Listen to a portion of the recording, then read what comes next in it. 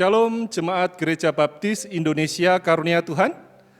Selamat datang, selamat kembali memasuki ibadah pada hari ini, Minggu 19 September 2021. Kita terus melanjutkan pembelajaran berkaitan dengan tema melayani dengan pengorbanan. Terlebih lagi kita telah memasuki pelajaran untuk melihat, meneladani apa yang terjadi di gereja-gereja Tuhan, yakni dalam kitab Wahyu, berkaitan dengan surat kepada 7 jemaat. Gembala sidang terus mempersilahkan kepada Bapak Ibu Saudara apabila ada keputusan, apabila ada doa maupun juga hal-hal yang ingin disampaikan yaitu pelayanan praktis, kiranya dapat menghubungi Gembala sidang. Demikian juga setiap Anda yang baru terhubung dengan Gereja Baptis Indonesia Karunia Tuhan, kami menyambut gembira dan ingin mengenal Anda lebih dalam lagi. Selamat berbakti. Tuhan Yesus memberkati kita sekalian. Amin.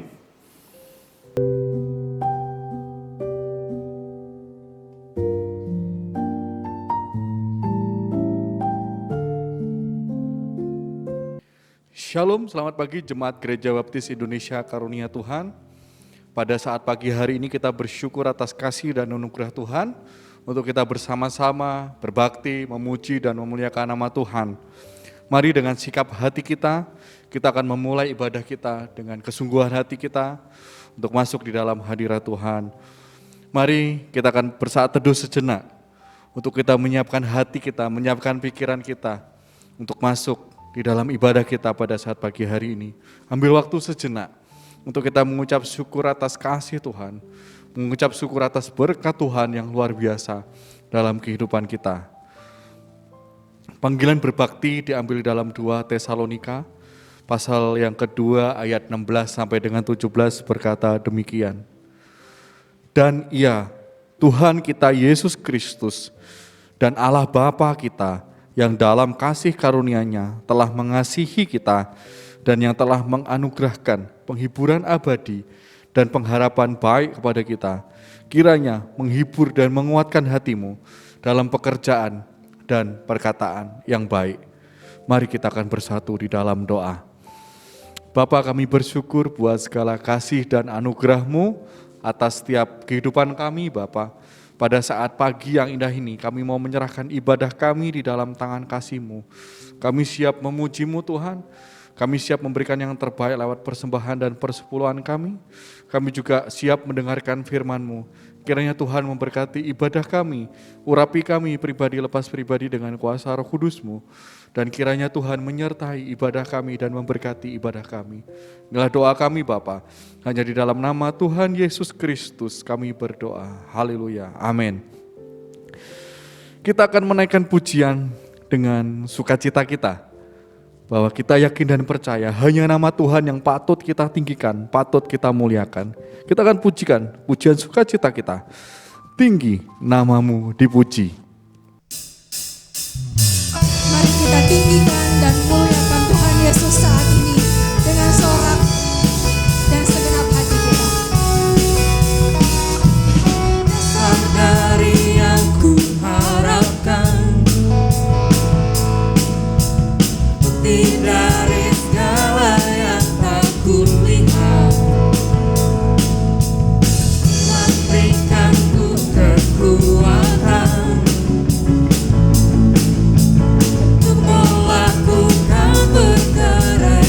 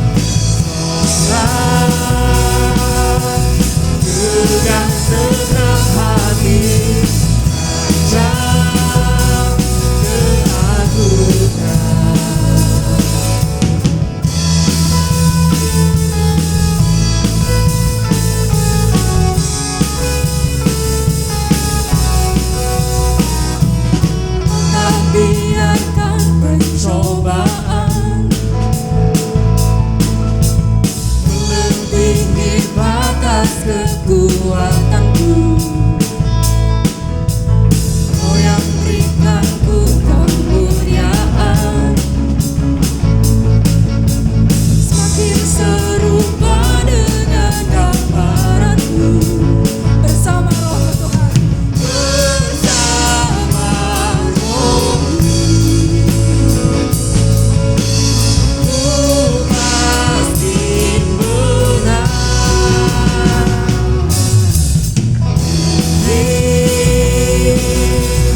Namamu dipuji, hormat kemuliaan.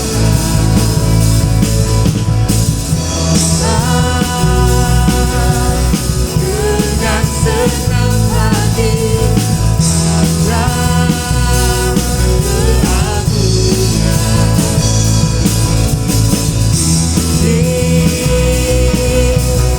Namamu dipuji, hormat kemuliaan.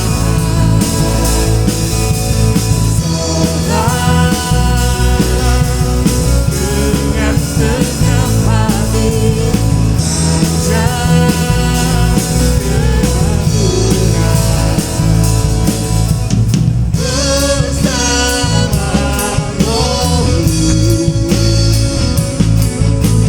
ku pasti menang. Tinggi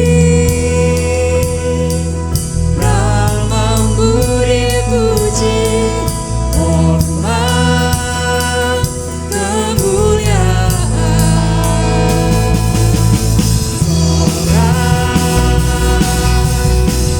Dengan senang hati datang keagungan.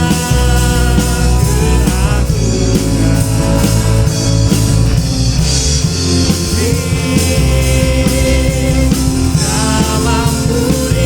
dipuji, hormat kemuliaan.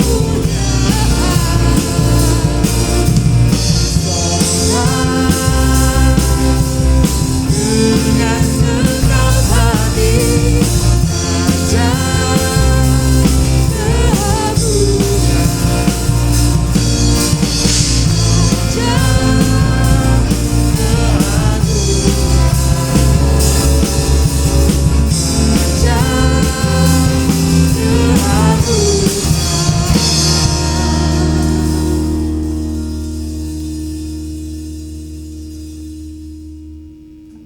Pembacaan Alkitab kita diambil di dalam Wahyu pasal yang kedua ayat yang ke-8 sampai dengan 11.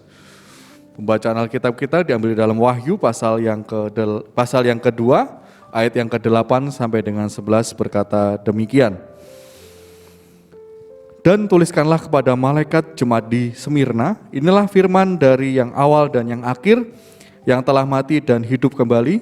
Aku tahu kesusahanmu dan kemiskinanmu, namun engkau kaya dan fitnah mereka yang menyebut dirinya orang Yahudi, tetapi yang sebenarnya tidak demikian. Sebaliknya mereka adalah jemaah iblis.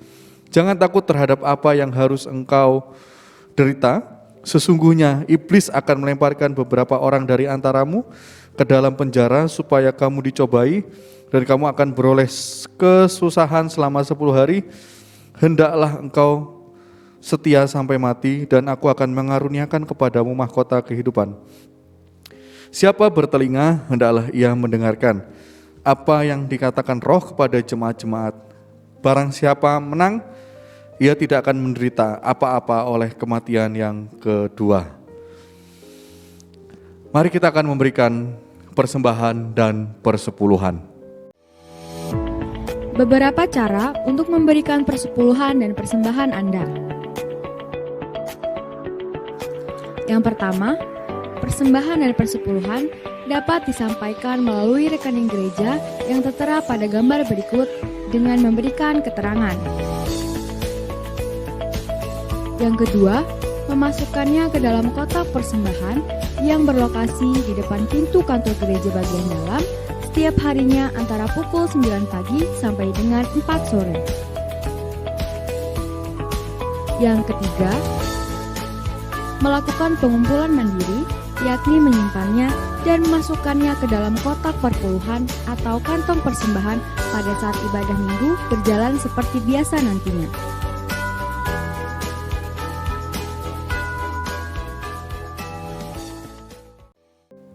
Doa syafaat akan disampaikan oleh Diakon Adi Putranto dan ada beberapa hal yang patut kita doakan bersama-sama. Kepada Diakon Adi Putranto kami persilakan. Bapak, Ibu, dan Saudara, mari kita satukan hati kita datang ke hadirat-Nya, berdoa bersama-sama. Allah Bapa, Allah Anak, Allah Roh Kudus, yang esa adanya, yang berdaulat atas kehidupan, terpujilah nama-Mu kekal selamanya. Pada kesempatan yang baik ini yang Tuhan beri kepada kami, untuk terus semakin dekat melalui doa-doa yang kami panjatkan, kami menaikkan syafaat kami bersama jemaat-Mu Gereja Baptis Indonesia Karunia Tuhan, mengucap syukur atas rahmat-Mu yang besar kepada bangsa dan negara kami. Tuhan berikan kesembuhan bagi saudara-saudara kami yang mengalami terpapar COVID-19. Banyak yang menjadi sembuh karena karya-Mu. Kami mengucap syukur atas hal itu. Juga kami berdoa untuk pemerataan pelaksanaan vaksinasi di berbagai tempat. Kiranya boleh berjalan dengan lancar, menjadi merata ke seluruh lapisan masyarakat. Juga berdoa bagi ketersediaan vaksin dapat segera tercukupi, sehingga semuanya dapat mendapatkan vaksin itu. Kami juga bersyukur untuk vaksinasi ketiga yang sudah berjalan bagi para tenaga kesehatan. Secara khusus mempercayakan tenaga kesehatan yang melayani, yang bertugas menangani pasien COVID-19, karya-Mu yang menjadikan saudara-saudara kami sehat, terus memiliki semangat, dan karya-Mu, lawatan-Mu yang melindungi supaya tidak terpapar. Kami juga berdoa atas ketersediaan obat-obatan, oksigen, ruang rawat inap bagi pasien COVID-19 di berbagai rumah sakit dan fasilitas kesehatan. Kiranya rahmat-Mu, berkat-Mu yang dicurahkan sehingga boleh tercukupi. Juga kami berdoa bagi pemerintahan Indonesia dari pusat hingga daerah. Kiranya Tuhan berikan hati yang bijaksana, jujur, serta penuh tanggung jawab, dan meyakini pada akhirnya dia harus mempertanggungjawabkan kehadirat-Mu, sehingga apa yang dilakukan sungguh-sungguh dilakukan dengan tanggung jawab. Terima kasih. Kami sungguh berdoa melalui pelayanan para pemimpin kami, kiranya masyarakat boleh mencapai keadilan dan kesejahteraan. Berdoa agar Tuhan memberkati pembangunan dalam berbagai sektor kehidupan, agar dapat dirasakan merata sampai ke daerah, sampai ke pelosok tanah air. Juga kiranya Tuhan memulihkan berbagai krisis yang sedang dihadapi bangsa Indonesia saat ini. Pengangguran, kemiskinan, mungkin krisis kepercayaan terhadap pemerintah. Tuhan yang berkarya memberikan pengertian sehingga akan tercipta masyarakat yang sungguh-sungguh patuh dan taat, yang mendukung segala pembangunan yang dilakukan di negara kami ini. Juga berdoa Tuhan berkarya di dalam negara ini menghadapi tindakan teroris dan radikalisme dari pihak-pihak yang tidak bertanggung jawab, yang tujuannya jelas untuk memecah persatuan bangsa. Kami berdoa kiranya Tuhan memberkati TNI Polri tetap solid menjaga keamanan negara. Inilah doa bagi negara dan bangsa kami. Dan kami juga akan berdoa bagi gereja kami, Gereja Baptis Indonesia Karunia Tuhan. Kami percayakan gembala sidang, induk dan cabang Tuhan berkarya, terus memberikan semangat, terus menolong setiap langkah yang dilakukan, sehingga menjadi tugas dapat dilaksanakan dengan baik untuk terus memberitakan kasih Tuhan melalui apa yang dilakukan oleh gembala sidang kami, juga gembala sidang pendeta di induk dan cabang. Kami juga berdoa bagi panitia perancang.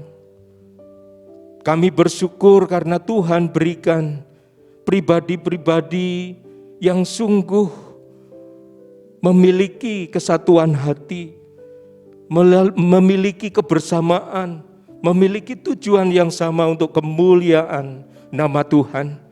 Sehingga gereja ini boleh bersama-sama mencapai visi, melayani dengan mengandalkan hikmat Tuhan bagi kemajuan dan pertumbuhan gereja. Juga kami berdoa bagi pertumbuhan iman di induk maupun di cabang. Biarlah melalui pengajaran yang dilakukan, melalui pelayanan yang dilakukan, melalui kebenaran-kebenaran yang dia dengar oleh jemaat seluruhnya, boleh menjadi satu kesempatan yang Tuhan beri untuk semakin bertumbuh, semakin mengenal Kristus Yesus Tuhan yang terus berkarya di dalam kehidupannya hari lepas hari. Sehingga sungguh setiap pribadi rindu untuk membagikan berita baik, untuk memberitakan berita Injil yang diperlukan setiap manusia. Juga kami berdoa untuk keperluan jemaat. Kami berdoa bagi jemaat yang Tuhan berkati dengan usia panjang dan sehat. Kami berdoa bagi Ibu Badar, Ibu Gideon, Ibu Lendang, Bapak Suparno, Bapak Marali Simanjuntak, Bapak Tumpak Utabarat, Ibu Yohana, dan Bapak David Kasidi, Bapak Susanto, Ibu Trimurti, Ibu Yayah, Ibu Wiwi Kristin, juga hambamu sendiri, Ibu Yuli dan Bapak Tito Simanjuntak, Ibu Sumini, Ibu Sumiati, Ibu Limbong, Bapak Samingan dan Ibu Asih. Kiranya hari-hari yang dijalani membawa pengenalan yang benar tentang Tuhan Yesus Kristus. Kasih setia Tuhan yang semakin nyata di dalam hidupnya, menopang seluruh kehidupannya, memberikan semangat, meneguhkan imannya di dalam kehidupannya hari lepas hari. Kiranya boleh menjadi tauladan bagi anak cucu. Terima kasih. Kami juga berdoa bagi pergumulan jemaat. Jemaat yang sakit juga yang masa pemulihan Tuhan yang berkarya melawat mereka sehingga pemulihan dan sembuh dari sakit penyakit. Kami juga berdoa bagi saudara-saudara kami yang memerlukan pekerjaan.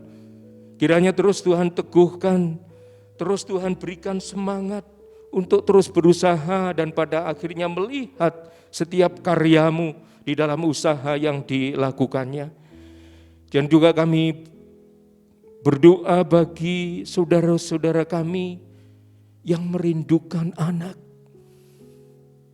Tidak ada yang mustahil di dalam Tuhan Yesus Kristus.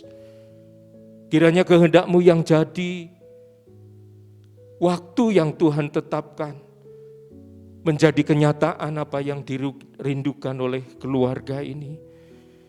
Juga kami berdoa kiranya setiap pribadi, anak-anak-Mu yang merindukan untuk terus membagikan kabar baik kepada orang lain, Tuhan berikan kesempatan melalui kesaksian hidup di dalam keluarga mereka yang belum percaya.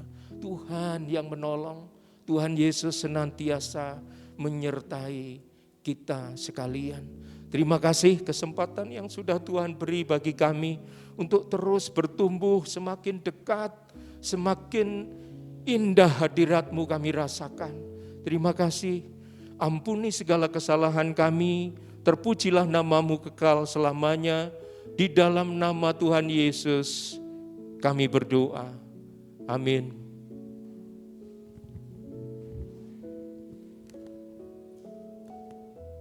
Mari kita akan mempersiapkan hati dan pikiran kita untuk mendengarkan kebenaran firman Tuhan yang akan disampaikan oleh hambanya Pendeta Muda Krishna Wahyu Surya MTH. Namun sebelumnya kita akan mempersiapkan dengan pujian, persiapan mendengarkan firman Tuhan pada saat pagi hari ini dengan judul Ku Datang Tuhan, NP 128.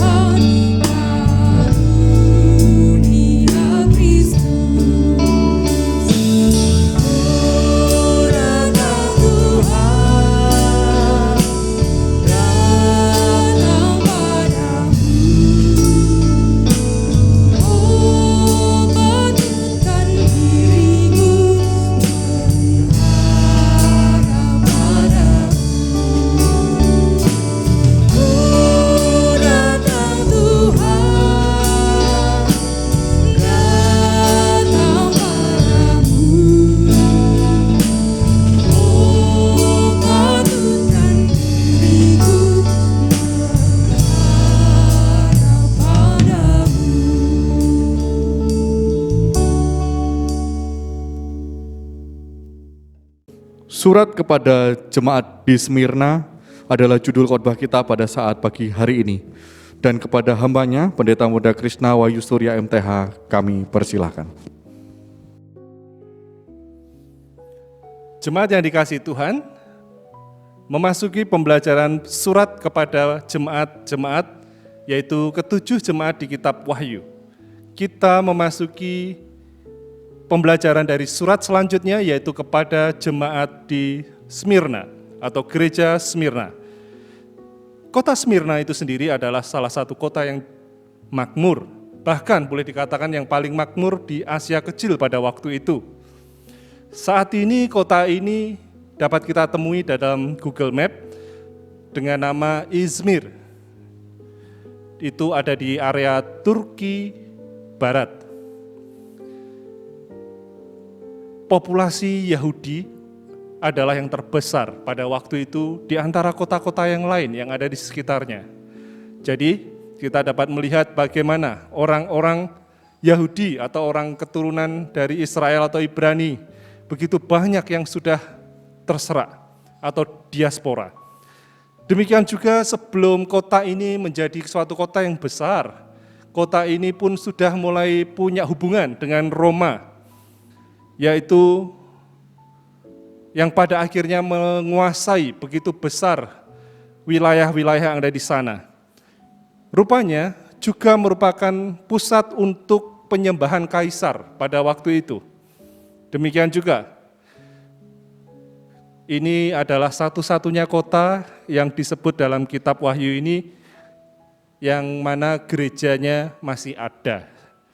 Bapak Ibu Saudara yang dikasihi Tuhan, Paulus kemungkinan besar memulai pelayanan di Smyrna ini dalam Kisah Para Rasul 19 yang disebutkan pelayanannya di sekitar Efesus.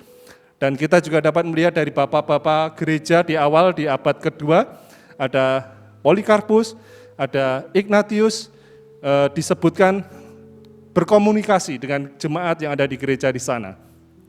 Ada sesuatu yang unik apabila gereja-gereja atau 7 gereja atau 7 jemaat menerima surat seringkali dimulai dengan celaan dan peringatan, kemudian ada pujian, kemudian ada nasihat. Rupanya berbeda dengan gereja Smyrna. Di Smyrna tidak kita ketemui nanti celaan dari anak manusia atau dari Yesus Kristus, tetapi ada pujian. Demikian juga nanti di satu lagi adalah jemaat di Philadelphia. Namun demikian kita patut tetap melihat bagaimana pertama-tama Yesus sendiri menunjukkan keberadaannya. Ia menunjukkan diri sebagai yang awal dan yang akhir. Di ayat 8 ada di sana bahwa dia menyebutkan dirinya sebagai yang awal dan yang akhir.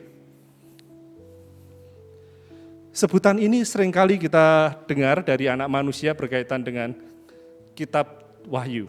Sebelumnya di pasal yang pertama ayat yang ke-7 pun dia atau 17 ya, dia juga mengatakan berkaitan dengan yang awal dan yang akhir. Seringkali disejajarkan dengan kata-kata alfa, omega. Akulah alfa dan omega, akulah yang awal dan akhir. Seringkali berjalan bersama-sama kata-kata itu. Ini menunjukkan bahwa Yesus memiliki suatu sifat ilahi.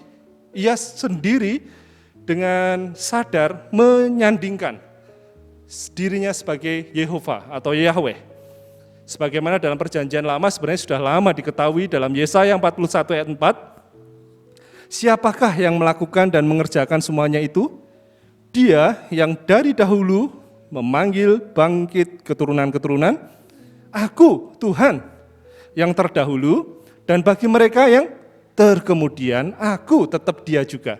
Jadi dari yang awal, yang terdahulu, sampai yang terkemudian, sampai sekarang, ini adalah maksud dari bagaimana Allah, ya ini di sini sebenarnya menunjuk kepada diri Yesus Kristus, tidak terbatas oleh waktu. Sebelum semuanya ada, dia sudah ada. Dan ketika semuanya terjadi sampai saat ini dan untuk seterusnya, dia akan tetap ada. Saya pernah membahas ini dalam renungan harian Shalom Gereja Baptis Indonesia Karunia Tuhan, berkaitan dengan judulnya waktu itu Alfa dan Omega. Jadi yang awal dan yang akhir, Maha Kuasa, terutama mengatasi ruang dan waktu. Kemudian juga dikatakan, masih di ayat yang sama, di ayat yang 8, ia menunjukkan dirinya sebagai aku yang telah mati dan hidup kembali. Aku yang telah mati dan hidup kembali. Sebagaimana ini pernah disebutkan sebelumnya di pasal yang pertama ayat 18.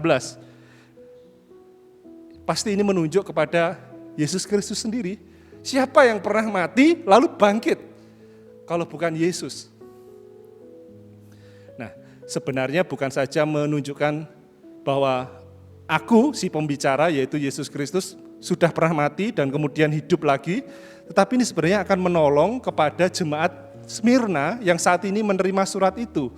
Karena nanti di dalam pasal 2 ayat yang ke-10 kita akan ketahui bahwa Smyrna akan dihadapkan dengan yang namanya kematian dan kehidupan. Hidup mati. Suatu pilihan. Karena itu ketika Yesus menunjukkan aku pernah mati dan sekarang hidup, maka jemaat Smyrna akan dikuatkan bahwa mereka punya Tuhan yang mengatasi kematian. Memang nanti akan dinyatakan di sana bahwa harus setia sampai mati, supaya meraih mahkota kehidupan. Nah, sungguh ketika Tuhan Yesus menunjukkan keilahiannya, akulah yang pertama dan yang terakhir. Kemudian itu menunjukkan kepada kita betapa dia memiliki kuasa. Tetapi sebagai manusia, ketika dia bermanifestasi menjadi daging, dia juga menyebut, aku telah mati. Ini menunjukkan kematiannya di kayu salib. Dan aku telah hidup ketika hari yang ketiga dia bangkit kembali. Dan ini menguatkan jemaat. Walaupun apapun penderitaan, bahkan kematian mengancam jiwa jemaat GBI, ya, Gereja Baptis Indonesia GBI Karunia Tuhan seperti yang kita teladani pada saat ini, itu tidak akan menyurutkan iman jemaat Tuhan. Itu tidak akan menyurutkan pandangan kita tentang betapa ngerinya kematian. Tetapi ada pilihan. Jika setia sampai mati, ada apa? Mahkota kehidupan. Nah, rupanya nama yang disebutkan Yesus sebagai pengawal atau perkenalan ya, introduction, sebenarnya bukan sesuatu yang kebetulan untuk gereja-gereja Tuhan pada masa kini, termasuk Gereja Baptis Indonesia Karunia Tuhan. Dalam pelayanannya, kita punya Allah. Bukan saja menguasai waktu, kita punya Allah yang apa? Mengatasi segala kengerian kematian. Bahkan menyediakan apa? Kehidupan. Nah, beralih dari perkenalan itu, ada satu pujian kepada jemaat atau gereja Smyrna di dalam pasal 2, ayat 9, bagian yang pertama, bagian A. Ada pujian untuk pekerjaan mereka. Bagus bahwa pekerjaanmu, kamu mau bersusah-susah, ya, ada kesusahan memang. Walaupun juga bahkan kamu mau menderita sampai secara fisik maupun juga materi miskin. Untuk pekerjaan mereka, kesusahan dan kemiskinan mereka, ada pujian dari anak manusia, dari Yesus. Ini menunjukkan bahwa iman mereka tidak mati. Iman mereka menghasilkan perbuatan atau buah ya, seperti dikatakan dalam kitab Yakobus pasal 2. Semestinya iman menunjukkan atau ditunjukkan ya dengan perbuatan-perbuatan. Mereka ini telah mengalami kesengsaraan. Bahkan sudah dikatakan kamu akan mengalami kesengsaraan lagi. Kesengsaraan yang ada padamu sekarang, kamu masih akan mengalaminya lagi nanti di dalam bagian selanjutnya. Tetapi yang menulis kitab Wahyu yaitu Yohanes atau Rasul Yohanes pun sudah memberikan empati. Dia menuliskan di awal bahwa menyebutkan aku Yohanes dalam pasal 1 ayat 9, aku Yohanes adalah sekutumu dalam penderitaan atau kesusahan. Sekutumu dalam kesusahan. Jadi kalau jemaat Smyrna mengetahui akan ada kesusahan, penderitaan, Yohanes yang adalah Rasul Yesus yang selalu bersama-sama dengan Yesus pun mengalami yang sama. Mereka mempunyai fellowship atau persekutuan, mereka memiliki ikatan yang saling menguatkan. Maka tidak segan-segan Yohanes mengatakan aku pun adalah sekutumu dalam kesusahan itu. Memang pada akhirnya bukan saja kesusahan tetapi mengarah kepada kemiskinan. Disebutkan di dalam ayat 9a. Tetapi miskin memang seringkali adalah hasil dari penindasan. Seringkali di dalam perjanjian baru khususnya kitab Ibrani disebutkan bahwa kemiskinan seringkali oleh sebab karena mereka tertindas, teraniaya. Dapat kita simpulkan di sini, di awal, bahwa ada indikasi jemaat Smyrna sudah mengalami penderitaan atau beberapa penganiayaan. Walaupun kesusahan, walaupun miskin, luar biasanya dikatakan apa? Namun kamu kaya, ya. Namun mereka kaya. Kaya apa tentunya? Kaya di dalam iman. Bukan secara materi saja kaya, tetapi iman mereka diperkaya. Mereka makin teguh. Apa yang mereka miliki, iman itu memiliki nilai kepemilikan yang jauh lebih besar, jauh lebih baik, dan lebih bertahan lama, lebih langgeng. Apa yang mereka miliki bukan sekedar uang atau materi yang akan bisa hilang, rusak kapan saja, tetapi yang mereka miliki adalah warisan surgawi yang pasti lebih berharga dan lebih abadi. Memang mereka kaya dalam iman, tetapi ingat, mereka sedang merasakan atau mengalami kesengsaraan. Nah, pujian atas iman mereka terhadap segala penganiayaan yang dialami membuat saya berpikir-pikir, dari mana datangnya penganiayaan ini? Apa yang membuat jemaat Tuhan yang begitu luar biasa, setia, iman yang bertumbuh, berbuah, menghasilkan perbuatan baik, yang walaupun menderita tetaplah mereka bertumbuh? Apa? Bahaya luar apa sih? Penindasan macam apa sih yang membuat mereka seperti itu? Itu bagian terakhir di dalam ayat 8 atau 9b ya. 9b sampai dengan yang ayat yang ke-11 menolong kita mengerti. Dari bagian yang ketiga ini yaitu ada nasihat dan juga ada janji dari anak manusia kepada jemaat yang ada di Smyrna. Dari situ kita akan ketahui siapa sih yang menindas mereka. Di dalam ayat 9b di selanjutnya dikatakan ada fitnah. Fitnah dari mereka yang menyebut dirinya orang Yahudi, tetapi yang sebenarnya jemaah iblis. Siapa ini orang Yahudi yang disebutkan di sini? Ini tentu saja adalah orang Yahudi yang belum atau tidak percaya Yesus. Sebenarnya Bapak Ibu Saudara yang dikasihi Tuhan, ada banyak orang Yahudi yang sudah percaya Yesus waktu itu. Banyak sekali. Tetapi juga memang sangat banyak juga orang yang tidak percaya Yesus dan kemudian menganiaya orang-orang Yahudi yang menjadi percaya. Ingat, Paulus sebelumnya adalah Saulus, pun mengejar-ngejar orang Kristen ya, sampai ke Damsyik dan selanjutnya dia mengalami pertobatan. Jadi orang Yahudi yang percaya mengalami penganiayaan pertama-tama dari orang Yahudi sendiri, sesama rekan sukunya yang belum percaya Yesus. Dan ini sebenarnya jauh sebelum kitab Wahyu ini ditulis. Di dalam Yohanes 8 ayat 37 sampai 44, Yesus sendiri sudah pernah mengatakan orang Yahudi yang seperti ini. Seperti apakah itu? Di dalam Yohanes 8 disebutkan, iblislah yang menjadi bapamu dan kamu ingin melakukan keinginan bapamu. Iblis itu ya. Iblis itu adalah pembunuh manusia sejak semula dan tidak hidup menurut atau dalam kebenaran. Jadi Bapak Ibu Saudara yang dikasihi Tuhan, kita melihat di sini disebut jemaah iblis dari awal pun Yesus sudah menyebutkan seperti itu. Memang ini lebih jelas lagi. Rupanya orang-orang Yahudi yang belum percaya pun saat itu betul-betul mulai menindas walaupun sebangsanya yang sudah percaya Yesus. Bapak Ibu Saudara yang dikasihi Tuhan, tetapi secara historis sekarang kita melihat,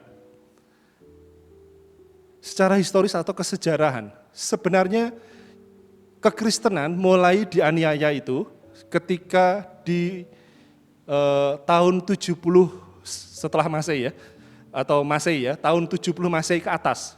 Sebelum tahun 70 sudah mulai mengalami perkembangan, tetapi ketika tahun 70 mulai ada baik dari Roma maupun orang Yahudi mulai menganiaya orang-orang percaya.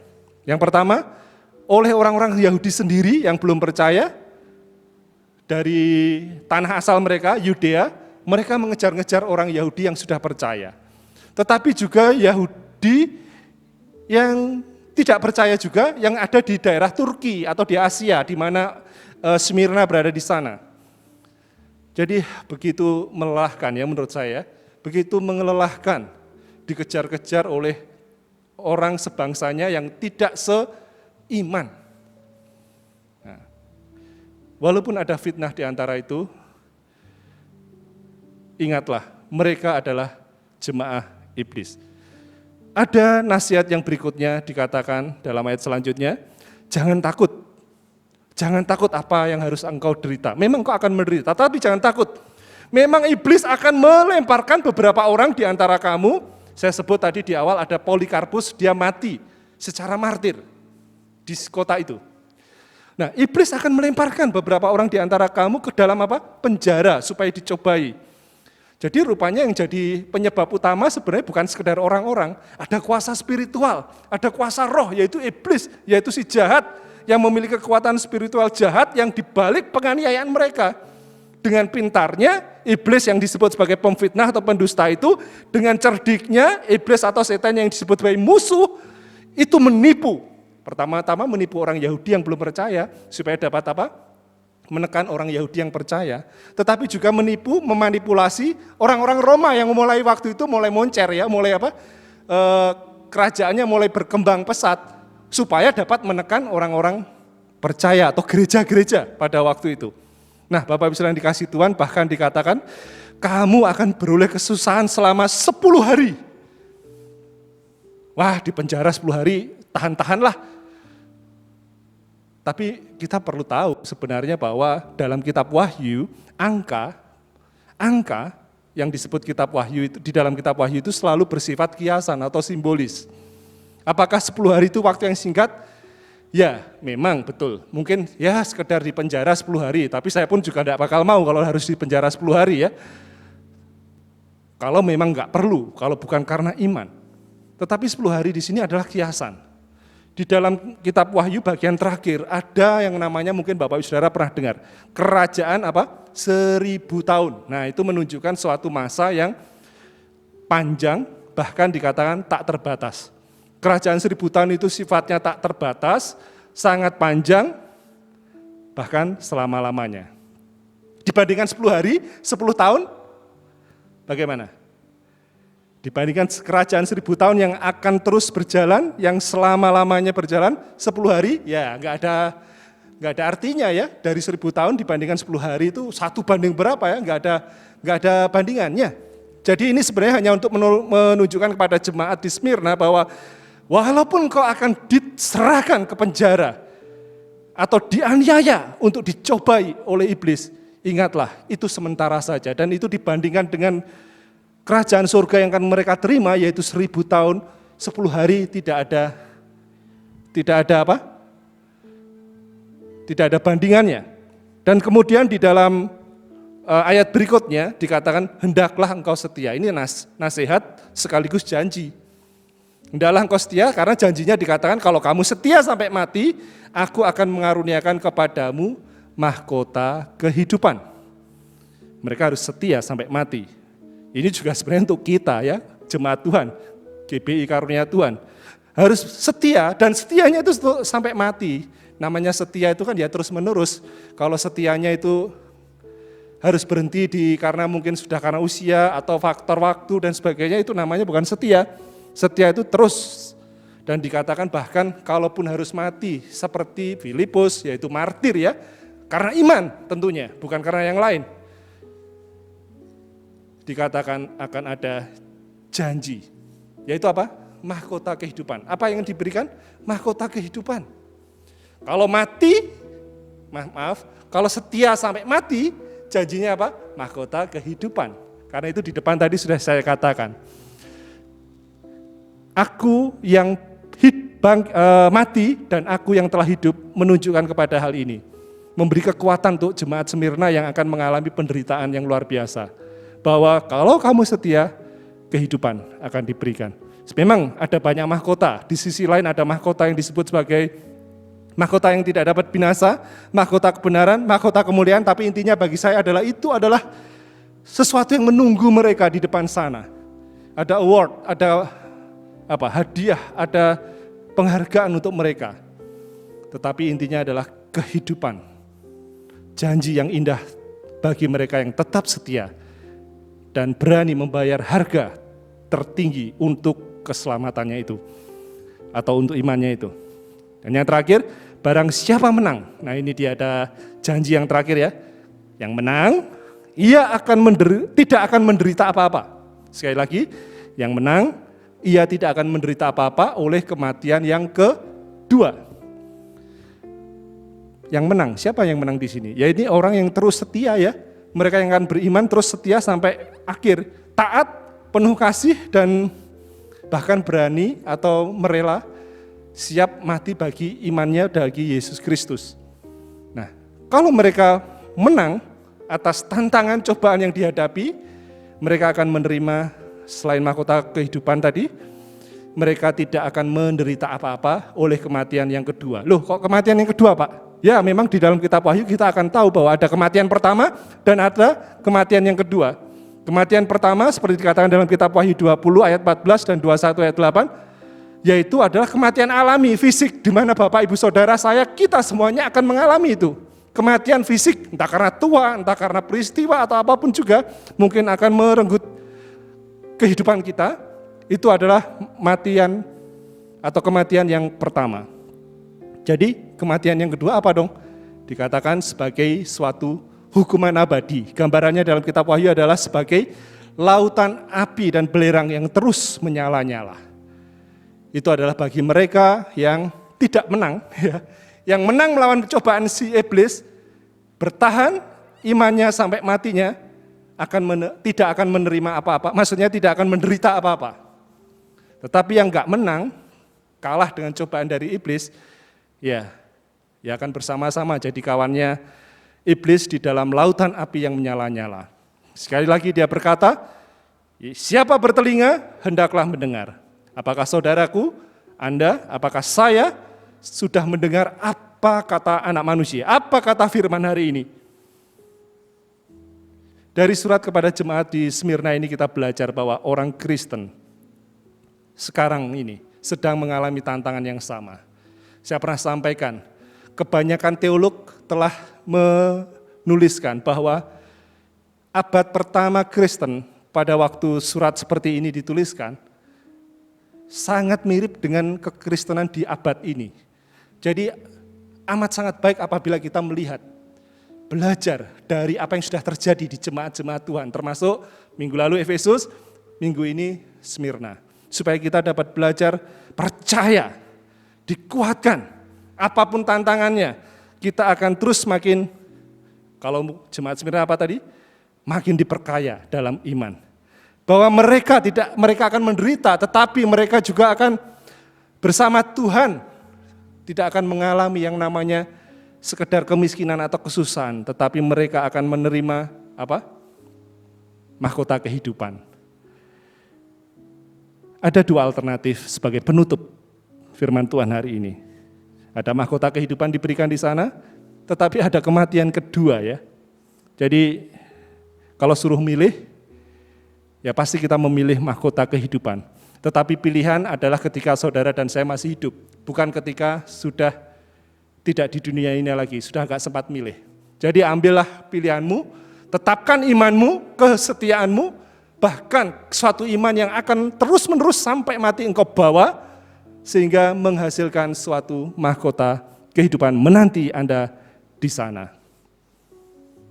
Selamat melayani di Gereja Baptis Indonesia Karunia Tuhan sebagai jemaat yang terus imannya bertumbuh, melayani Tuhan, melayani sesama. Demikian juga menjangkau dunia. Tuhan Yesus memberkati kita sekalian. Amin.